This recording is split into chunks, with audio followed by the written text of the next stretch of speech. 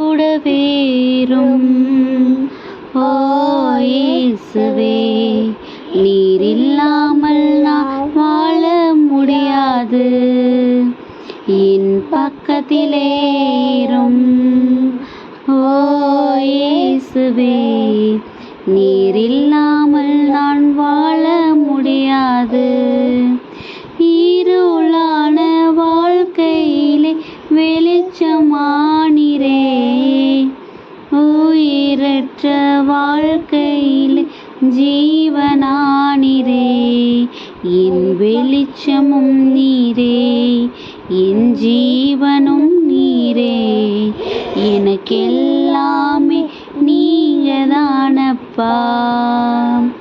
என் வெளிச்சமும் நீரே, என் ஜீவனும் நீரே, எனக்கெல்லாமே நீங்கதானப்பா. என் கூடவேறும் ஓ இயேசுவே, நீர் இல்லாமல் நான் வாழ முடியாது. ஹாய் குட்டீஸ், எல்லோரும் எப்படி இருக்கிறீங்க?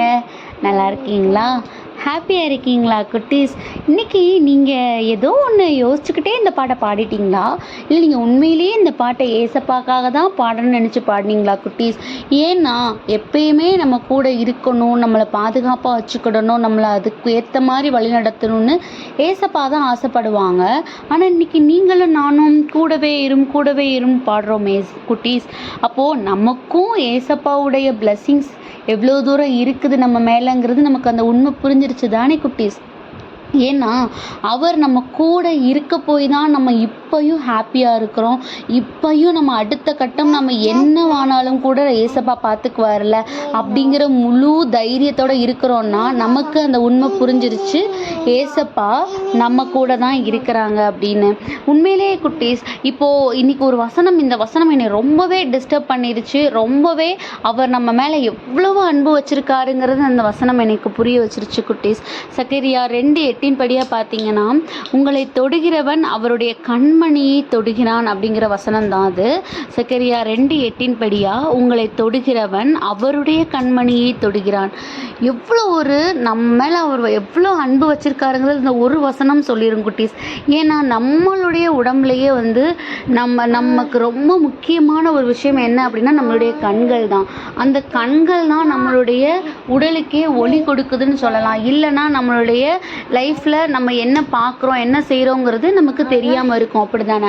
அப்படிப்பட்ட கண்கள் கிட்ட நம்ம ஒரு விரலை தற்செயலாக நம்ம கொண்டுட்டு போனோம் அப்படின்னா ஆட்டோமேட்டிக்காக என்ன ஆகும்? நம்மளாவது அதை நம்ம கண்ணை க்ளோஸ் பண்ணணும்னு இல்லை, ஆட்டோமேட்டிக்காக அந்த கண்ணுக்கு எந்த பிரச்சனையும் வந்துடக்கூடாதுன்னு என்ன பண்ணுவோம், நம்மளுடைய இமைகள் டக்குன்னு க்ளோஸ் பண்ணிடும், அப்படி தானே குட்டீஸ்?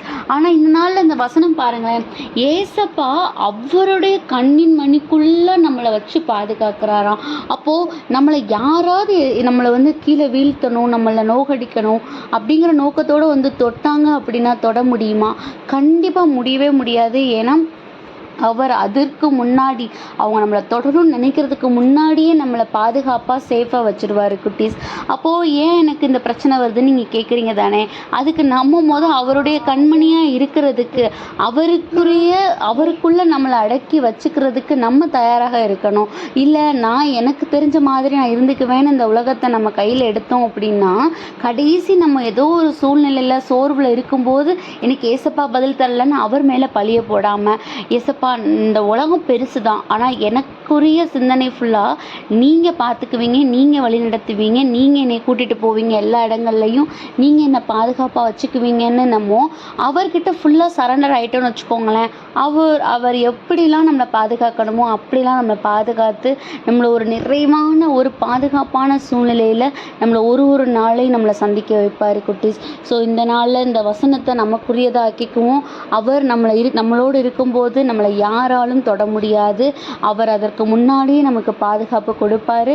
ஸோ நம்ம தான் அவருடைய அன்பை முழுக்க புரிஞ்சுக்கிடணும். அவருக்காக நம்ம எப்பயுமே நம்மளை மாற்றிக்கிடணும். ஸோ அதுக்காக ஏசப்பாட்ட ஒப்பு கொடுத்து ப்ரேயர் பண்ணுவோமா?